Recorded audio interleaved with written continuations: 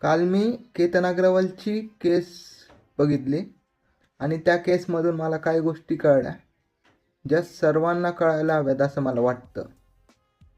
यातून मी कोणावर ब्लेम करत नाही आहे किंवा कोण चूक आहे कोण बरोबर आहे हे सांगत नाही आहे, बट मला ज्या गोष्टी समजल्या ते सांगतो आहे. ठीक आहे. फर्स्ट थिंग इज की त्याने काही गोष्टी इग्नोर केल्या. ठीक आहे. जस्ट लाईक की जी सिया गोयल होती ती छोट्या छोट्या गोष्टीवर चिडायची, इरिटेट व्हायची. हे त्याच्या फादरनी सांगितल्यानंतर तर त्याने ती गोष्ट इग्नोर केली, अवॉइड केली. तिथेच तो बाउंड्री मांडू शकत होता. आणि हां ठीक आहे, तुम्ही पण अशा काही गोष्टी इग्नोर करू नका. छोट्या छोट्या गोष्टी मीन्स बाउंड्रीज ठेवा. आणि इफ तुम्ही जर बाउंड्री ठेवताय ना, ती गोष्ट रिपीट होणार नाही आणि रिपीट झालीही नाही पाहिजे. ठीक आहे. सेकंड थिंग इज जो प्लॅन होता लोहगडला जायचा, सो ती सारखं त्याला फोर्स करत होती की तिथेच जायचं, लोहगडलाच जायचं आहे. आणि त्याने ती गोष्ट इग्नोर केली.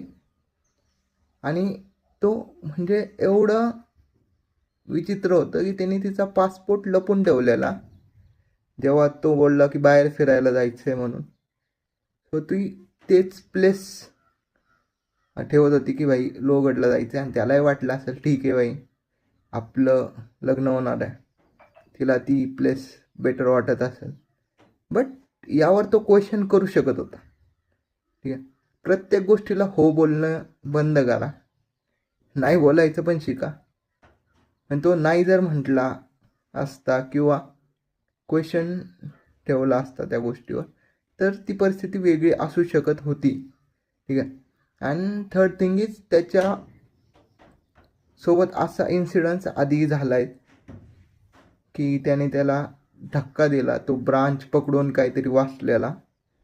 बट ती बोललेली की ठीक आहे साप होता म्हणून तो धक्का लागला. त्याने ती गोष्ट आहे ना अवॉइड केली, इग्नोर केली. तर अशा ज्या गोष्टी आहे ना त्या इग्नोर करायच्या हे नाही आहे. हा बाई आता कसं आहे, आपण सेटल होतो आहे कुठल्या तरी मुलीसोबत, लग्न करतो आहे, तर मुलं ब्लाइंड होतात. ठीक आहे.